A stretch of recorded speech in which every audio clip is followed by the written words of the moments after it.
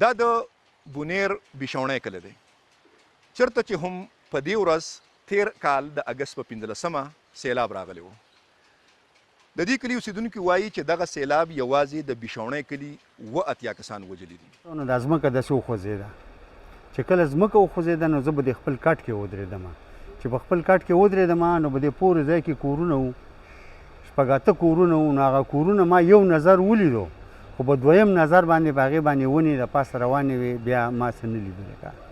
زمونږ دا کور چې وو نو دې دومره به بره لاړ شو چې دې څو ښکته راته نو زمونږ کډه مړه یې ایستلې وه که نه. او دې کې الله پاک موږ ته ډېرې خپلې نظارې وښوې. الله پاک ډېر لوی ذات دی خو ته دا کچن یې د کیمرا ورته راواړوه نو په دې کې راته الله پاک 2 ماشومان یو راره یو ریره الله ژوندي پاتې کړي دي یو ورور یو راره او یو د دغه کور مې خوری دی دا 1 کیلومیټر وړي دي هغه راته الله پاک ژوندي پاتې کړي دي. یو کال پس موږ په بشوڼۍ کلي کې وکتل چې تیر کال سیلاب څنګه کورونه ړنګ کړي وو نو زیاتره کورونه هم هغه شان ړنګ پراته دي.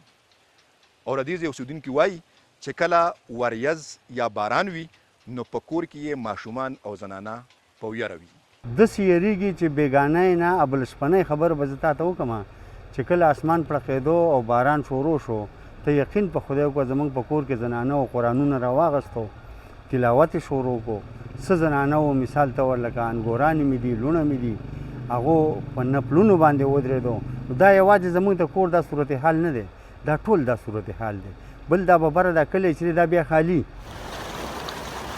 د 2015 کال سیلابونو پاکستان کې له 1000 څخه زیات کسان ووژل.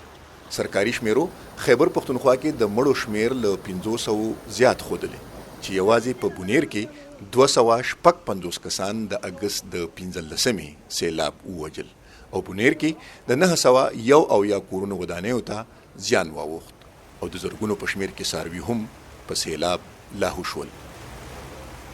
دغه مې کور دی او دې نه شاته مې بل کور دی او سره 3 دوکانه دوکانونه یې وړي دي دغه کور دی دغه ستینې دغه کور یې هم وړی دی دغه د ګودام هغه هم وړی دی او جو خدای پاک انسانانو ته خیر کړی دی او مالي تاوان مې ډېر زیات شوی دی که نه جو دغه حالت دا خدای پاک یو د قیامت د نشانونو یو نشانه و خدای پاک راوستې و موږ باندې.